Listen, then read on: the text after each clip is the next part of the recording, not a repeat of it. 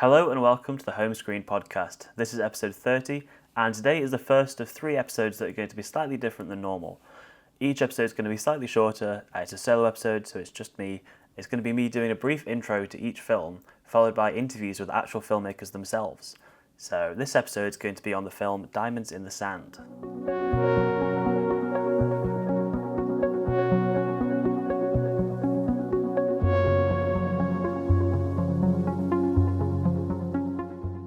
As mentioned in the previous episode, this year I was at the London Film Festival, and as part of that, halfway through the week, I was able to sit down and chat with 2 filmmakers to discuss their works.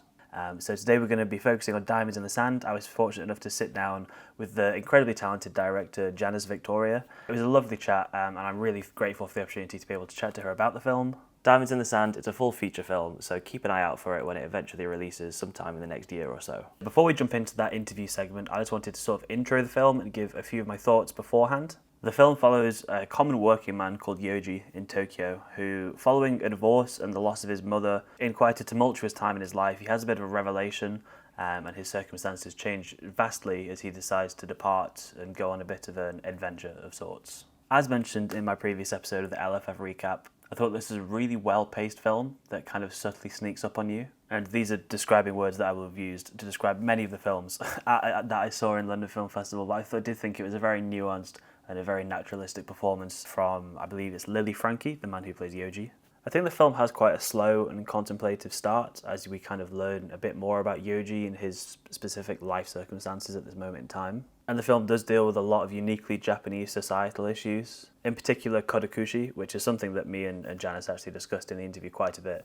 It's referred to as having a lonely death, a phenomenon where people pass away on their own and often go undiscovered for days. This is kind of a reality check and a bit of like a jump for Yoji. This is kind of the point where he decides to take a U-turn in his life. And I don't want to spoil too much of the film, but I think that being an issue that he is in quite close proximity to is a bit of a wake-up for him. It's kind of an inciting incident of sorts and does prompt him to want to seek a bit more purpose. I think this film is split very distinctly into 2 halves, not necessarily in the middle, but I think that there is kind of the before this realization and the afterwards. I think the second half of the film is definitely more lighthearted in comparison to the first, and takes a turn something you necessarily wouldn't have quite imagined at the start of the film. I really liked the score in this. I thought it was very subtle and complementary to the visuals. I thought it was a really nice counterpart to the narrative, and I think it just bolstered the emotions that were present in the story. And I thought it looked incredible. It's something I allude to in the interview. There's a scene in the second half that takes place on a beach between 2 of the main characters. In particular, that scene stood out as being one of my favourite from the London Film Festival, actually. And it stuck with me as being quite a short scene, but a very beautiful moment. So anyways, I'm going to stop rambling on, and it's time we're going to hear from myself and the director of this film, Janus Victoria. Enjoy. What made you want to make this film? What was where did the idea come from to start with? What was the initial idea? So the initial idea came from a news article I read 15 years ago. Oh, really? Yeah, 15 years ago.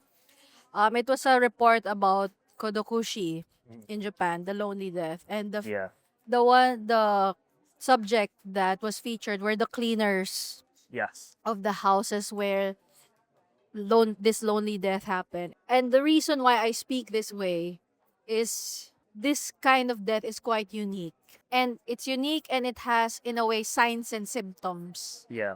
To be called a kodokushi means you probably have passed away for a while, but no one looked for you. So the way you are discovered is if your body has started to decompose, Yeah. or your mailbox gets full, or your bills stop getting paid, but nobody is looking for you. Right.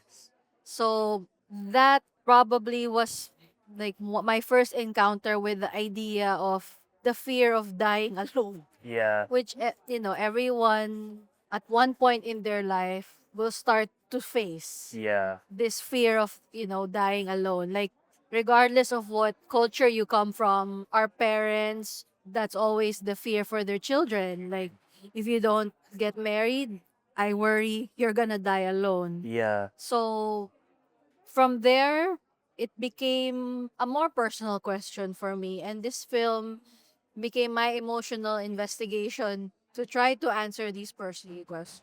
Yeah. I mean, and then when you kind of then started to research into it and Yeah. read into it, Was this quite a societal thing to Japan, or have you found evidence of this happening elsewhere in the world, or is it more of an isolated?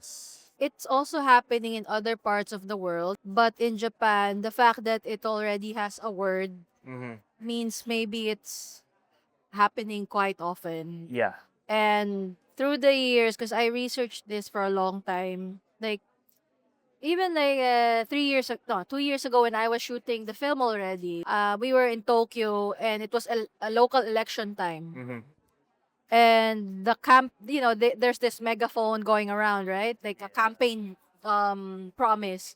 The promise of the local politician in that district was they're gonna reduce kodokushi cases. Yeah. So that means it's not just like a once. Like people are aware of. Yeah, people Yeah. are aware of it. Sometimes it's a joke. People make a joke, oh, you're gonna die that way.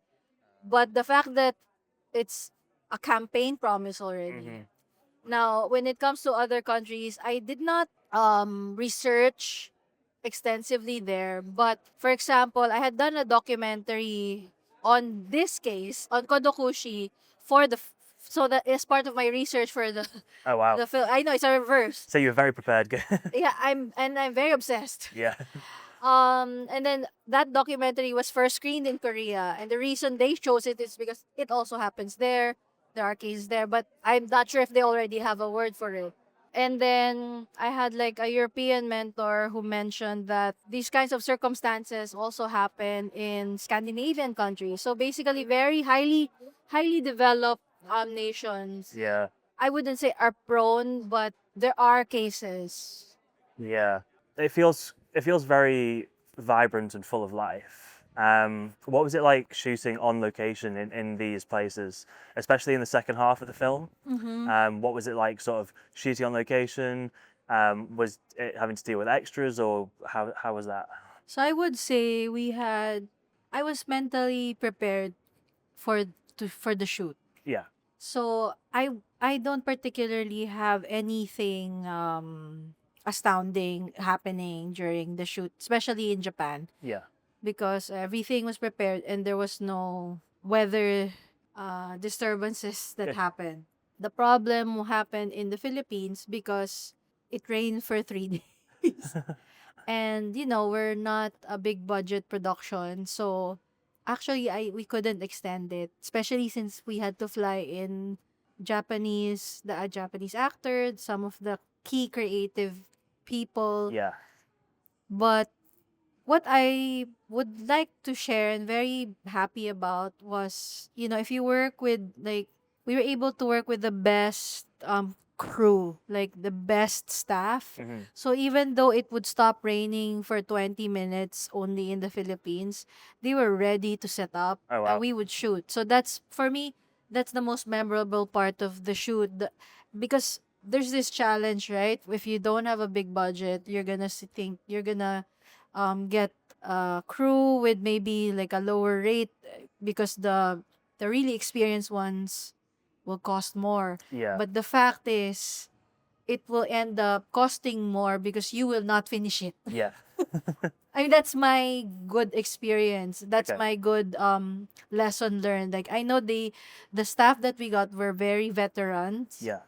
but due to that rain, we didn't drop a scene. Wow. What we did was just maybe what like two scenes we would merge into one. Okay. But at least we didn't have to extend we couldn't extend the shoot actually. So yeah. And then, so had you worked with many of the crew before? Because you said they were quite dependable. Or was it all It's just? my first film. Oh, wow. It's my first feature film. I had done short films before, but of course it's not comparable. Yeah, of course.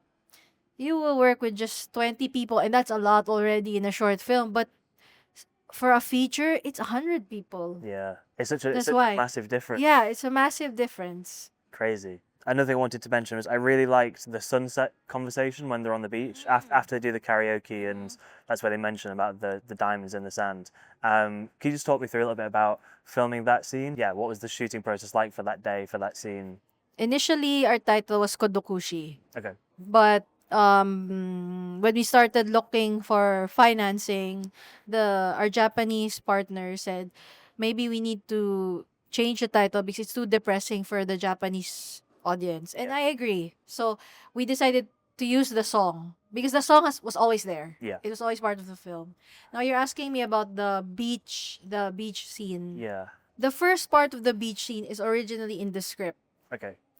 but his insights, his in a way his soliloquy Yeah. somehow is not part of the script. Okay. The editor Sumunthai, he's Malaysian. He explained to me the way his process of editing, which is, of course there's a script, but his personal guide is watching for the emotional journey of the character as we had shot it. Yeah. Because of course the footage is different from the script. Yeah. Could be more, could be less. Yeah.